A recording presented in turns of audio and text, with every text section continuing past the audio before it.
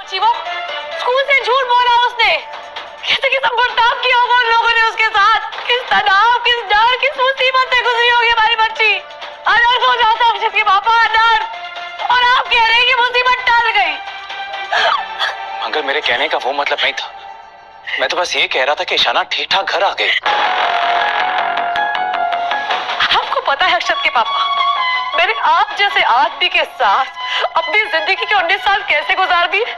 क्योंकि मुझे लगता था कि भले ही आदमी मुझे प्यार करे ना करे, मेरी कद्र करे ना करे, लेकिन ये आदमी कम से कम एक अच्छा पिता तो है। अपने बच्चों की परवाह करता है, उनकी कद्र करता है, उन पर अपनी जान छिड़कता है। लेकिन आज तो आपने अपने बच्चों की जान खतरे में डाल दी अक्षत के बाबा। मैं चाहूं ना तो आज, बल्कि अभी पुलिस में जाकर आपके खिलाफ केस कर सकती हूँ। लेकिन ना मेरा ये स्वभाव है और ना ऐसी सोच।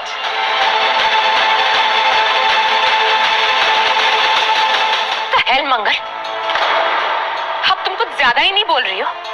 तुम सारा का सारा ब्लेम ऐसे आदत पे कैसे डाल रही हो? भूल गई क्या तुम भी जानती हो तुम्हारी बेटी कोई दूध की धुली हुई नहीं है, पहले से ही बिगड़ी हुई थी वो। आप चुप रहिए। खबरदार जो बीच में बोली। मैं ईशाना के पापा से बात कर रही हूँ, आपसे नहीं। आप मेरे और मेरे पति के बीच में तो आ गई, लेकिन मेरे और मेरे बच्चों के पिता के बीच में कभी नहीं आ सकती। आप ईशाना की मां कहलाने के बिल्कुल भी लायक नहीं है।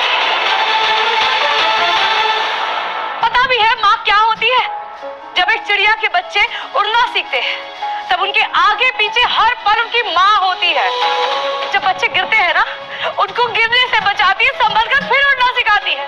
और जब तक वो पूरी तरह से उड़ नहीं जाते, तब तक वो निश्चिंत नहीं होती।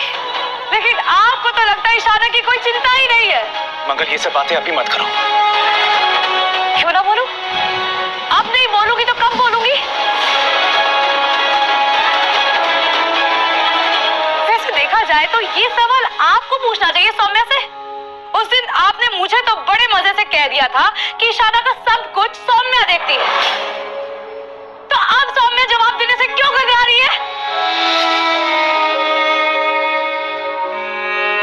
अपने छोटे बेटे को आपने बोर्डिंग स्कूल में भेज दिया, महीनों तक उससे बात तक नहीं की।